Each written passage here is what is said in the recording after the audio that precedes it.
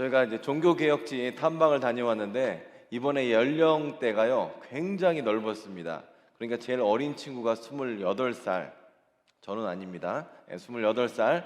그리고 제일 나이가 많으신 분은 70이 넘었거든요. 그러니까 나이 차이가로 볼 때 거의 손녀뻘과 엄마뻘과 할머니뻘이 어떻게 보면 공존했던 여행이 아닌가 그랬습니다. 그런데 마지막에 돌아오는 길에 막내였던 우리 희진이한테 제가 이렇게 얘기를 했어요. 어떻게 권사님들하고 여행하는 게 어떠냐? 재미있었냐? 이렇게 묻자 재미있었다고 그러더라고요. 그래서 제가 이렇게 얘기를 했어요. 여행하고 놀 때는 나이가 중요한 게 아니라 놀 줄 아는 사람하고 놀아야 재미가 있다. 이렇게 얘기를 했거든요. 근데 제가 여행을 같이 해보니까 어쩜 그렇게 잘 노는지 몰라요. 영어 한마디도 못해, 불어 한마디도 못해, 독일어 한마디도 못하는데 이 표정으로 모든 걸 다 설명하는 거예요. 바디 랭귀지와 이 얼굴로 다 설명을 하고, 마지막 날쯤에 우리 최정희 권사님, 양옥진 권사님, 김미아 권사님, 이때가 70줄이기 때문에 제일 나이가 많은 언니들인데 이 세 분이서 프랑스 식당에 가서 오더를 해서 식사를 하고 배부르게 먹고 나오셨어요. 세 분만 들어가서. 이거 진짜 쉽지 않아요. 여러분 보고 말도 못하는 프랑스 식당에다가 집어넣으면 불어 쓰는 사람은 영어 못해요. 거기서 식사하고 나오셨어요. 진짜 굉장한 도전이었다고 생각을 하고 또 정말 건강하게 잘 다녀왔습니다. 그런데 여러분, 요즘에는요 우리가 잘 아는 것처럼 사람들은 많이 소유하는 것보다 경험하는 것을 더 중요하게 생각합니다. 한 30년 전, 50년 전에는 패러다임이 내 집 마련, 즉 소유하는 데 있었습니다. 내가 내 차를 갖고 내 집을 갖고 이런 거가 중요했는데, 현대 세대는, 오늘날의 세대는 소유하는 것보다는 경험하는 거에 더 치중을 하죠. 그래서 어떤 것을 갖기보다 내가 그것을 경험했다, 렌트해서 공유해봤다, 그것이 더 중요합니다. 그래서 렌트로 하고 있는 에어비앤비나 아니면 소카나 이런 여러 가지 SNS 이렇게 공유하는 채널들이 발달하게 됐는데요. 지금에 있어서 그렇기 때문에 여행은 선택이 아니라 필수라고 여겨집니다. 그리고 사람들은 내 집 마련보다는 자동차를 사거나 아니면 이 경험하는 것에 더 치중하게 되고요. 특별히 또 사람들은요 몇십만 원이라 되는 콘서트 티켓을 원한다면 2, 3분 만에 매진할 정도로 이런 경험하는 것을 더 중요하게 여깁니다. 그리고 왜 경험하는 걸 중요하게 보냐면 그 안에 내 삶의 조각이 묻어 있기 때문에 그래요. 유명한 사진 작가가 찍은 멋진 건축물이나 아니면 이런 경기장이나 교회를 찍은 사진을 보는 것이 아니라 내가 찍어서 흔들릴지언정 내가 찍은 사진, 내가 들어있는 사진을 더 귀하게 여겨요. 왜냐하면 내가 경험했기 때문에 그렇습니다. 그만큼 이 경험이라는 것이 중요하고, 그래도 경험을 통해서 우리는 어떤 것을 얻게 되냐면 내 새로운 나를 발견하게 되기도 하고, 일상을 떠나서 그곳에서 누리는 새로운 어떤 이 경험들이나 생각들이나 이것을 누릴 수 있기 때문에 얻는 것이 많게 돼요. 제가 이렇게 길게 말씀드린 건 왜 그러느냐, 제가 이번에 여행을 떠나서 느낀 게 뭐냐면, 이번에 솔직히 비용이 좀 쌌거든요. 비쌌지만 쌌어요. 왜냐면 일정이 길었고, 그 다음에 하루 종일 지치도록 버스를 타잖아요. 보통 패키지를 가게 되면. 근데 우리는 아주 그냥 발이 닳도록 그 현장에서 이제 뛰어놀았거든요. 그러니까 아무래도 더 즐거운 경험을 많이 하게 됐는데, 저는 제 철학이 뭐냐면 교회에서 가는 여행은 비싸면 안 된다라고 생각해요. 조금 아르바이트해서 내가 저축을 하면 참여할 수 있을 정도 레벨이 됐으면 좋겠고, 그런데 그 정도 레벨을 맞추려면 여행사나 아니면 중간에 이윤을 챙기는 사람이 없어야지만 비용은 떨어집니다. 근데 제가 이제 어떻게 하나님께서 저에게 은혜를 주셔서 이런저런 경험이 있고 수단이 있어서 비용을 확 낮출 수가 있어요. 그래서 교회에서 이런 걸 해보니까 성도들에도 유익이 되고 갔다 와 보니까 교회에도 유익이 돼요. 그래서 좀 이런 걸 좀 활성화해 보면 좋겠다라는 생각이 듭니다. 그리고 또 이번에 갔다 와서 재미있었던 건 권사님들이 제 딸이 중3이에요. 근데 중3짜리 애들이랑 똑같아요. 가서 하시는 말씀이 수학여행 놀러 온 것 같대요. 너무 그 어떤 즐거워하는 모습을 보면서 이런 거 많은 분들이 참여하게 하면 어떨까, 비용을 좀 많이 좀 낮추고 해서 참여하게 하면 어떨까, 이런 생각을 해봤습니다. 그래서 이번에 못 가신 분들 다음번이나 아니면 다다음번에 조금만 좀 그렇게 저축을 하시면 이스라엘을 가시든 터키를 가시든 그리스 지역의 사도 바울 어떤 전도 여행지나 아니면 서유럽의 종교개혁지나 이쪽으로 한번 같이 가시면 좋을 것 같습니다.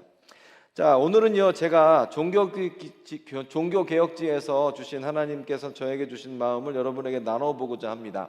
저는 종교개혁지를 이번에 간 지역을 처음 간 게 아니라 예전에 한번 다녀왔습니다. 그때에도 청년들과 함께 자동차를 렌트를 해서 이렇게 자유여행식으로 다녀왔어요.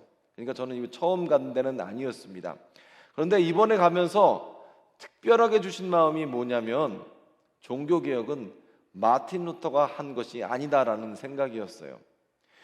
예전에는 마틴 루터가 종교개혁을 했다라고 생각을 했는데, 이번에 가서 보니까 마틴 루터가 종교개혁을 한 것이 아니었어요. 왜냐하면 종교개혁, 즉 교회의 타락에 대해서 그것을 목격하고 그 불의함과 그다음에 부당함에 대해서 느끼고 있었는데, 그 부당함을 많은 사람들이 얘기했었고, 어떤 사람은 화형을 당했고 어떤 사람은 처형을 당했고 어떤 사람은 살아남았는데, 그런 발자취들 덕분에 많은 이 희생자들과 흘린 피 때문에 이루어진 것이지 한 사람의 작품은 아니었다라는 겁니다. 저는 예전에 고등학교 때, 중학교 때 교과서를 통해서 종교개혁에 대해서 이렇게 배웠습니다. 르네상스 시대였고, 구텐베르크가 활자수를 만들었었고, 십자군의 원정에 따라서 교황권이 추락하고, 그리고 교황권이 이렇게 낮아지게 되니까 지방 왕권과 이런 지방 세력들이 자라나게 됐고, 왕권 성장에 따라서 다음 패러다임으로 넘어가는 기간이었다. 이런 여러 가지 예술의 발당, 레오나르도 다빈치, 미켈란젤로부터 그런 얘기로 배웠었습니다. 그런데 막상 가서 보니까 종교개혁은 이런 문화적인 것이 아니라 선한 양심과 믿음을 가진 사람들이 부당함에 대해서 저항하면서, 그리고 그 저항한 사람들의 피값으로 일어난 것이다 라는 확신을 얻게 되었습니다. 예를 들어 볼까요? 마틴 루터 이전에 저는 위클리프가 그렇게 큰 역할을 하는지 몰랐었어요. 그런데 보니까 위클리프가 영국 왕과 함께 교황을 만나러 갔었다고 합니다. 교황을 만나러 간다니까 위클리프가 얼마나 긴장을 했겠어요.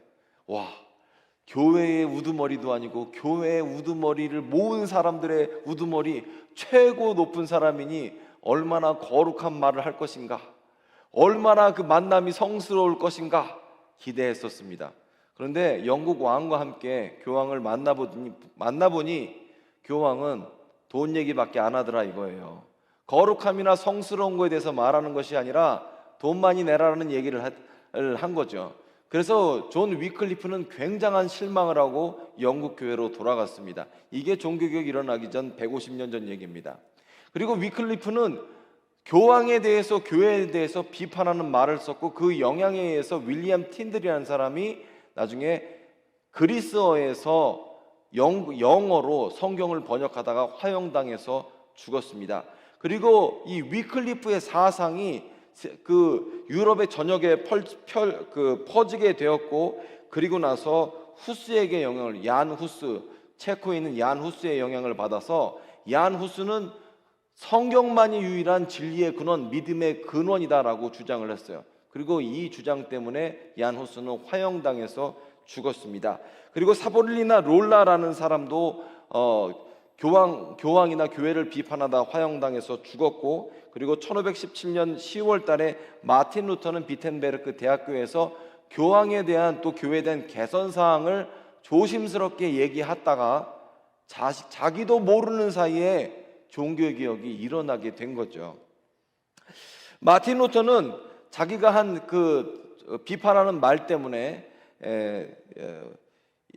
신문을 받게 되는데, 황제 앞에서 이렇게 말을 합니다. 내 양심은 하나님의 말씀에 사로잡혀 있습니다. 나는 아무것도 철회할 수 없고 또 그럴 생각도 없습니다. 왜냐하면 양심에 반해서 행동하는 것은 안전하지도 못할 뿐 아니라 현명한 일도 아니기 때문입니다. 하나님이여 이 몸을 도우소서, 이렇게 기도를 했다고 합니다. 이거 대단한 선언이에요. 권력자 앞에서 나는 내 믿음과 깨끗한 양심에 반하는 행동, 내 주장을 철회하는 행동을 할 수 없습니다라고 얘기한 거죠. 사실 민주주의와 인권은 여기서부터 시작한다고 보기도 합니다. 그리고 마틴 루터의 영향을 받은 쯔빙글리나 아니면 칼뱅은, 특별히 칼뱅은 이 종교 개혁자를 만든 것이 아니라 학교를 통해서 자기와 같은 사람들을 만드는 공장을 만들었어요. 그리고 그 공장에서 나온 사람이 존 녹스 같은 사람, 이 사람은 영국으로 돌아가서 스코틀랜드에서 장로교회를 만들었고, 그 장로교회 선교사가 우리나라에 와서 대한예수교 장로회 미랄교회까지 이르게 된 거죠. 사실 알고 보면 우리 교회의 뿌리는 어디 있어요? 제네베 대학에 있고 칼뱅에 있고, 그 칼뱅의 영향을 받은 루터에 있습니다. 이게 다 이어져서 오게 된 거죠. 그런데 여러분, 이 역사를 보게 되면요, 종교개혁자 한 사람 한 사람, 그리고 이 한 사람 한 사람은 어떤 사람은 처형당했고 어떤 사람은 화형을 당했습니다. 모두가 다 성공한 게 아니었다라는 거예요. 그걸 보면서 저는 어떤 생각을 했냐면 그 종교개혁지를 방문하면서 이 사람들은, 어떤 사람은 하나님께서 내버려 두셔서 화형을 당했고 처형을 당했고, 어떤 사람은 그렇지 않게 했는데, 결국에 그 사람들의 피값 때문에 거대한 물줄기가 바뀌어지게 된 것이다 라는 거예요. 여러분, 종교개혁이라는 것 자체가요, 한 사람의 것이 아니었고, 그리고 많은 사람의 희생을 통해서 한 사람 한 사람의 불의에 맞서는 행동을 통하여서 이루어지게 된 것이었다라는 거예요. 여러분, 사실 우리는요, 삶 가운데에서 타협하기가 매우 쉽습니다. 불이나 악인이나 권력자 앞에서 내가 손해볼까봐, 아니면 나의 경제적 이익이 줄어들까봐 우리는 이렇게도 침묵할 때가 있고 저렇게도 침묵할 때가 있어요. 그런데 하나님께서는 믿음을 가진 우리 각 사람에게 성경을 통한 믿음을 통해서 깨끗한 양심을 주셨고, 그 양심에 따라서 말하고 우리의 권리를 주장할 수 있게끔 하셨다라는 거예요. 이게 매우 중요합니다.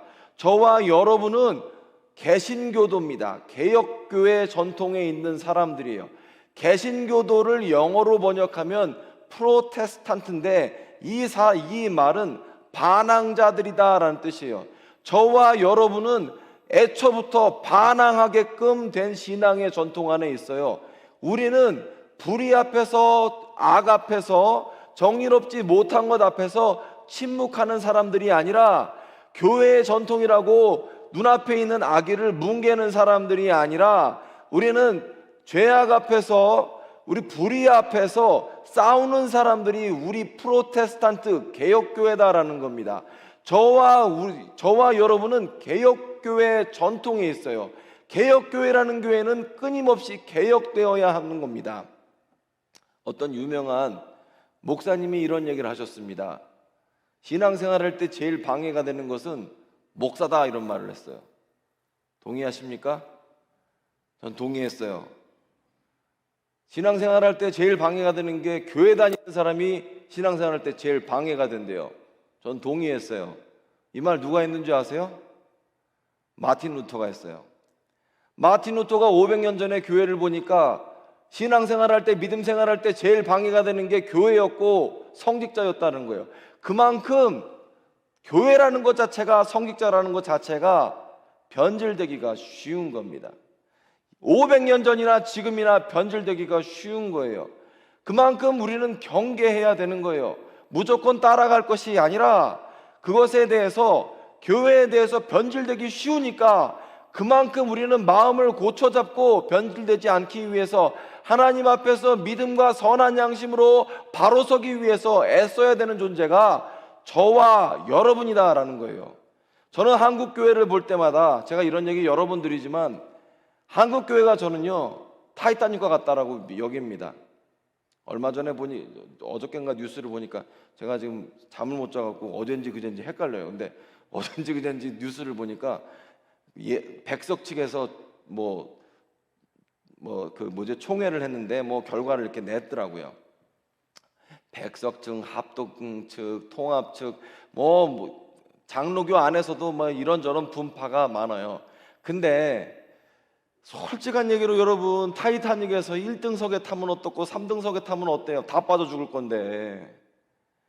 미랄교회도 타이타닉이고 대한예수교 장로회도 타이타닉이고 한국교회가 타이타닉과 같은데 여기서 1등석이면 어떻고 장로면 어떻고 목사면 어떻고 안수집사면 어떻고 권사면 어때요? 다 빠져 죽게 생겼는데 지금 여기서 자리 싸움할 때가 아니에요. 우리 정신을 차려야 됩니다.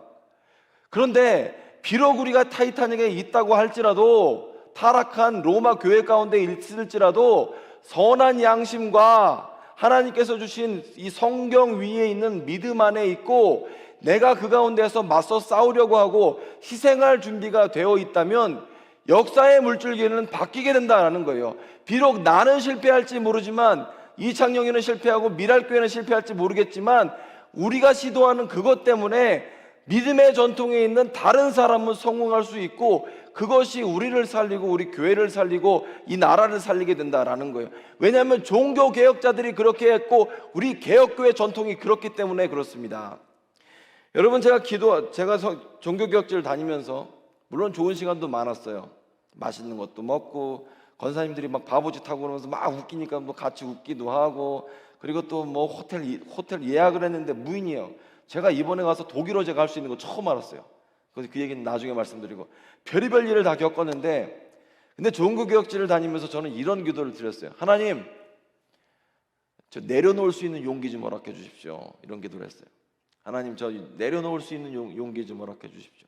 내가 언제 어디서고 내가 내려놓을 수 있게 해주십시오. 이런 기도를 드렸어요. 왜냐하면 결국에 우리는 저도 장사집을 많이 가잖아요. 언젠가 우리는 은퇴를 하고 내려놔야 되는데 근데 얻을 때는 이런 용기가 필요하지 않아요. 하지만 내려놓는 건 항상 용기가 필요해요. 왜 가톨릭 교회가 그렇게 부패하고 타락하게 되었을까? 왜 교회는 변질되기 쉬울까? 왜 성직자들은 변질되기 쉬울까? 우리는 왜 기독교인으로서 초심을 잃기 쉬울까? 잘 생각해 보면 내려놓을 준비가 안 되었기 때문에 그래요. 여러분, 그런데 저와 여러분 한 사람 한 사람이 이렇게 내려놓을 준비를 하고 우리의 선한 양심 가운데 죄악과 권력자들과 불의와 타협하지 않을 준비를 하고 있다면, 언제든지 싸울 준비를 하고 있다면 우리는요, 비록 나는 실패할지 모르지만 다른 사람은 성공하게, 내 신앙의 전통에 있는 다른 신앙의 후배들은 성공하게 될 것이다 라는 거예요. 왜냐하면 우리의 실패를 밑거름 삼아서 디딤돌 삼아서 올라갈 것이기 때문에 그렇습니다. 지금 제가 어젠지 오늘인지 헷갈린다고 했죠? 어제 새벽이었던 것 같아요. 그러니까 한 10대 시간 전이죠. 제가 이제 3층에서 기도를 하고 있었어요. 기도를 하는데 마음이 진짜 복잡하더라고요. 얼마 전에 봤던 미국 그 청문회 때 동성연애자 이런 거 주장하는 사람들이 그것을 입법하려는 장면을 보기도 하고 우리나라에서도 비슷한 시도가 있지 않습니까? 그리고 세상을 보게 되면 불의한 사람들이 권력을 잡고 있는 것 같기도 하고 별의별 생각이 많이 들었어요. 근데 하나님이 저한테 이렇게 말씀하시는 것 같더라고요. 하나님, 제가 기도를 이렇게 드렸어요. 하나님, 제가 세상이 악인들이 판치고 불의한 일이 많이 있고 정의롭지 못한 일들이 있고 할 때에 제가 미랄이 되게 해주십시오. 종교개혁자들이 그랬던 것처럼 내가 설령 실패할지 모르지만 도전하는 용기를 얻을 수 있게 도와주십시오. 이렇게 기도를 했어요. 그러고 보니까 생각해 보니까 우리 교회 이름이 미랄교회더라고요. 이거 어떻게 이렇게 딱 맞는지 몰라. 우리 미랄은 어떤 존재예요? 스스로 썩어 문드러져야 뭐가 나옵니까? 하나님이, 우리 요한복음 12장 24절, 하나님이 땅에 떨어져 어떻게 되면, 썩어서 죽으면, 썩어 죽지 않으면 어떻게 돼요? 하늘 그대로 있고 썩어서 죽으면 어떻게 돼요? 많은 열매를 맺잖아요. 딱 떨어지는 거예요. 어떻게? 야, 너무 감사하더라고요. 그렇구나. 여러분, 사실 마틴 루터도 그런 말을 했는데, 우리가 너무나 죄짓기 쉬운 존재래요. 근데 죄짓기 쉬운 존재니까 더 하나님께 영광을 돌리면 된다는 거예요. 해답이 쉽더라고요. 죄 안 지으려고 하지 말고 더 하나님께 영광 돌리는 그 노력을 하고 용기를 다한다면 해결이 된다는 거예요. 맞아요, 여러분. 저와 여러분이 유혹에 넘어가기 쉽죠. 우리 욕심에 스스로 걸려 넘어질 때도 많아요. 타협하기도 쉬워요. 그런데 우리 안에는 믿음이 있고 믿음에 따라서 깨끗한 양심이 있습니다. 하나님이 주신 마음이에요. 그리고 이것은 권력자들도 침범하지 못해요. 그리고 이 마음을 가지고 하나님께서 우리에게 주신 그 순간에 용기를 낸다면, 우리가 프로테스탄트로, 즉 반항자로서 이 땅을 살아간다면, 저와 여러분은 이 땅 가운데 하나님께서 미랄로 쓰신다고 확신합니다. 아멘. 여러분 이 땅을 사시면서 어떤 것으로 살아가시겠습니까? 우리는 이 땅 가운데 성경을 기본으로 한 믿음을 갖고 있습니다. 믿음에 따라서 우리는 하나님께서 선한 양심을 회복시켜 주셨어요. 그리고 우리는 이 선한 양심과 믿음 가운데에서 어떻게 해요? 세상에 휩쓸려 가는 것이 아니라, 죄악에 휩쓸려 가는 것이 아니라, 부당함과 불공정함과 불공평함에 휩쓸려 가는 것이 아니라, 그 가운데 저항하면서 예수님의 나라를 만드는 게 저와 여러분이에요. 그렇게 우리는 부름을 받은 줄로 믿습니다. 타협하지 마십시오. 물론 저도 넘어질 겁니다. 그런데 여러분도 넘어질 수 있어요. 그렇지만 넘어져도 다시 도전하는 게 우리 프로테스탄트예요. 나는 실패할지 모르지만, 이번엔 실패할지 모르지만 다음번엔 성공할 수 있어요. 다시 도전하는 거예요. 그리고 어느덧 그렇게 하다 보면 어느덧 하나님께서 우리를 사용하셔서 우리가 지금 타이타닉에 있는 것이 아니라 어쩌면 하나님의 구원 방주 안에 있는지도 모릅니다. 여러분, 그렇게 믿음의 승리를 이루시는 여러분 되시기를 바랍니다. 기도하겠습니다. 하나님 아버지, 감사합니다. 개혁교회 전통 가운데에서 불의와 타협하는 신앙의 전통 가운데 있게 하심을 감사드립니다. 하나님, 우리는 성경이 우리에게 주신 믿음과 선한 양심을 가졌습니다. 주님께서 주신 믿음과 선한 양심으로 이 땅을 살아갈 때에 세상과 타협하지 않게 하여 주시고 하나님의 나라를 온전하게 이룬 우리가 되게 하여 주시옵소서. 예수님의 이름으로 기도합니다. 아멘.